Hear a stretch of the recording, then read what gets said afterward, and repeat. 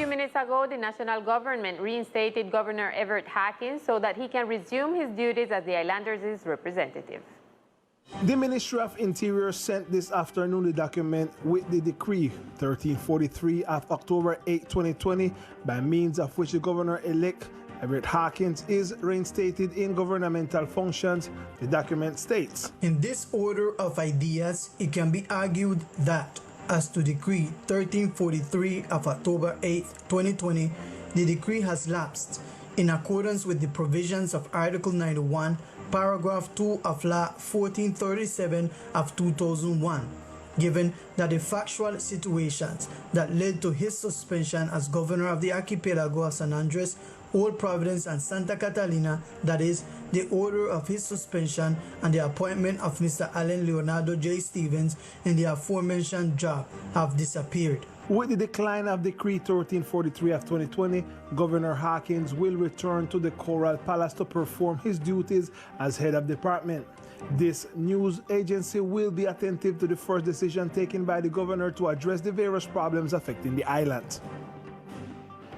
The elected governor of Archipelago spoke to Teleislas News about his priorities as he returns to his post. According to him, working to control the COVID situation is very important. Additionally, he also stated that he will assume the payment of energy in the municipality of Old Providence and Santa Catalina. Among the priorities of the governor-elected Everett Hawkins Shogrini is the control of the COVID situation in the island, a situation that, according to him, is one of the most important, so he will involve high-level advisors. We focus in our special project. Our flag is the hospital. So we're going to do that, and one time we name the person, or talk to the person, that's in charge right now as the director of the hospital. We're going to adjust everything because we need to try to continue fight this pandemic, and I have to make the hospital be one of the best hospitals because it's the only hospital we got. And also we have to make some investments in the street, in the rural area, and in town. Hawkins stated that he will bet on the construction of the downtown basketball coliseum and the intervention of rural roads.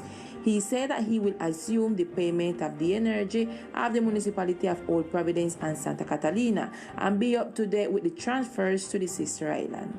I want to announce to our Providence people, our community from Providence and Catalina, that in the name of Jesus, around Friday in the last flight, we're going to travel to Providence, going to visit the people, talk to the community, visit the construction, the rebuild of the municipality, if you see how things coming. And obviously we're going to try and do our best to continue fight for our people of Providence and make investment, like how I say, not only in San Andres, that include Providence. Announce from now that we're going to assume the energy from the people, the light bill. We're going to pay it until Providence recover his normality. The commander of the chief also clarified that for his cabinet, Jacqueline Blanco will be the private secretary, Luis Viloria, secretary of finance, and the general secretary Rita Amador are confirmed. Of the current cabinet, he is only betting on the secretary of health and the legal advisor. And the commander of the San Andres Police Department shares a report of all the events and arrests that took place during the weekend. First of all, the commander states that important arrests were made after carrying out raids in different sectors of the island. It is important to highlight that 8 arrests were made and the apprehension of a minor. Of these arrests, it is important to point out that 4 of them are for drug trafficking, and the capture was achieved through 3 raids here in San Andres and 1 in the city of Cartagena, where 4 criminals were arrested. And here it is important to note that 2 of these people were under house arrest for attempted homicide and for carrying weapons. Similarly, the commander announced that they managed to capture 2 people for the crime of theft after they stole 2 high-end cell phones from some tourists. This sends a message to the community and visitors that it is important to take care of their belongings with spending time in public spaces. Una captura por hurto. A capture for the robbery of 2 high-end cell phones from tourists. This is one of the situations that has been affecting the tourism sector. But once again, we are demonstrating our institutional capacity to mitigate this crime. On the other hand, captures are also achieved in the middle of interventions in the Cliff and Morris Landing sectors. Es fundamental mencionar que en los trabajos It is essential to mention that in the work being done in sectors such as the Cliff and Morris Landing, we have managed to capture a person with a firearm. One of these seized weapons is a spherical type weapon, which is of caliber 22, and it is quite worrying that there are so many firearms on the island. Finally, the commander emphasized the importance of following biosecurity measures and avoiding crowds, especially during the weekend. The No Motorcycle and No Car Day that was scheduled to take place this April 28th in the downtown area of the department was suspended by the departmental government.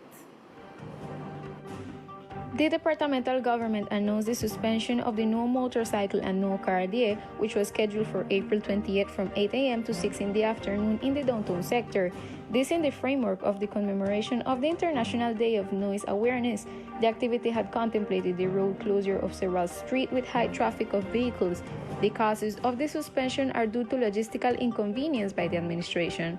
So far, it has not been defined the new dates and time of the activity, which seeks to reduce pollution from internal combustion engine vehicles and contribute to the reduction of noise decibels in the area, which affects the welfare and health of the island community.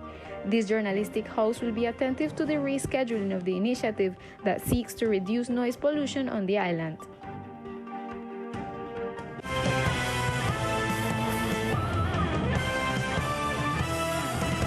Over the weekend, during the day called World Day of Prayer for San Andres, Old Providence, and Santa Catalina, the raizal government hall was officially inaugurated next to the Fishermen's Cooperative.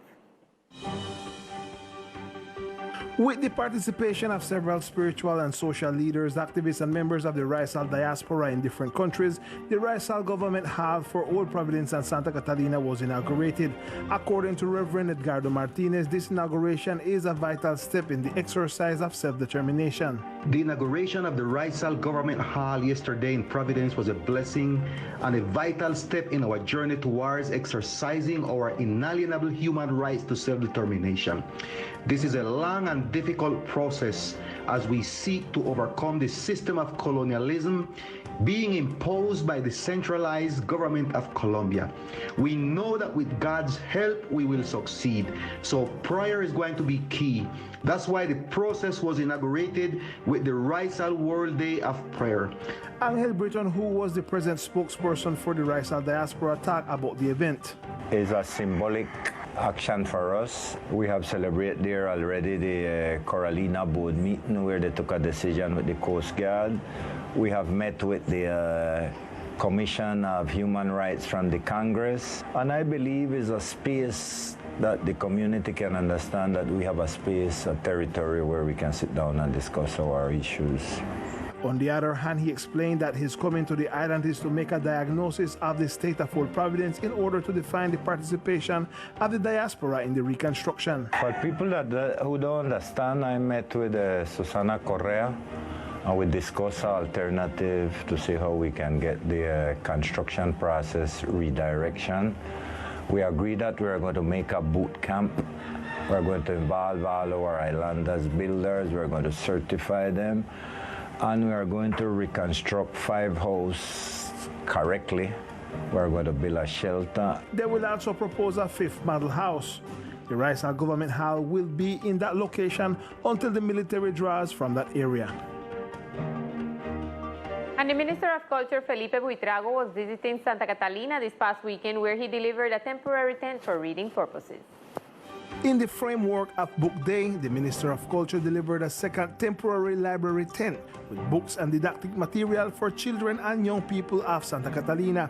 This is intended to be one of the meeting places for culture and literature. We have just delivered a temporary tent for the children of the community for the reading clubs to meet in. We left material they can work with, reading material and games, so that the young people can have playful times and recover their happiness. On the other hand, they also accompanied the process with the previous tent that serves as a public library while the new library is being built. que sirve como biblioteca con It serves as a library with material that was provided by the Bank of the Republic, which adds to the effort while we build the permanent library, a worthy space for the culture of the municipality to be displayed and for the literature to live through. Because of the passage of Hurricane Iota through the islands of both Providence and Santa Catalina, the libraries were totally destroyed. With the support of the Ministry of Culture, which gave us a tent, there we located once again the library of the municipality. The children also expressed their gratitude. Books are important. Books are part of life. Books open your imagination. They open your brain. Reading is something very fundamental. I thank those from the ministry for bringing these books because the more books we have, the better. As for the reconstruction of the Nelly Downs Library, a basic endowment of 2,300 physical books and 280 digital books has already been allocated for its operation after its reconstruction. And at this time, we continue with all the cultural events of the archipelago. For those who love reading, the Cultural Center will have a special event. Its director explains what it is about. Es un taller dirigido. A workshop for teachers, reading mediators, people who work in mediation. The idea is to learn about the life and work of Jacqueline Ursula, the writer chosen for this year Leer del Caribe project, which seeks to promote reading among Caribbean writers. To promote food sustainability, we have farmers, fishermen, and people with raizal items to sell and show the food sovereignty of the island. To promote the recovery of Pitnini Corner and the native foods of the raizal gastronomy, farmers from the island held the Farmers Food Market. That we promote like the food sovereignty from here on the island. That's why we have like for local farmers and fishermen and other people who bring them for your table, and people who bring like their own entrepreneurship and stuff like that, like for display it and make you know say we raizal have. On May the 8th, another conference of a series Son Fanya with the participation of Elkin Robinson will take place for free through Facebook Live on the Banrep Cultural page.